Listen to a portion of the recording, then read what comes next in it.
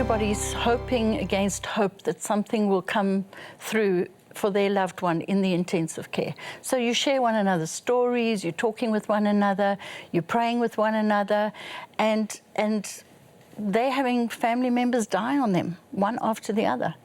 And my concern then was to try and keep this from Peter once he was a little bit more compos mentis, that he didn't need to be surrounded by death. He was coming through, and he needed life. And this is where they were just remarkable. They allowed us to bring some of the grandchildren in to see him.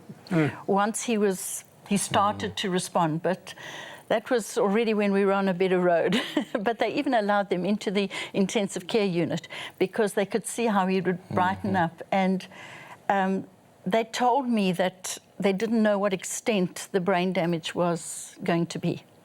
So they didn't say whether there will be, they said the extent of the brain damage. Because for the brain to have been under that kind of pressure and without oxygen, without fresh blood supply, for the period of time that it was, they anticipated that it could be very severe. Plus, there could have been clots in the brain, the lungs, anywhere. Yeah. And the doctors were not professing Christians, but did they actually say it was a miracle? Yeah. My cardiologist is a Jewish man, and he came into the ward the one day. This was like about 2 weeks after the surgery, and he said to me, I'm giving you a new nickname. And I said, what is that, doctor? He said, MM.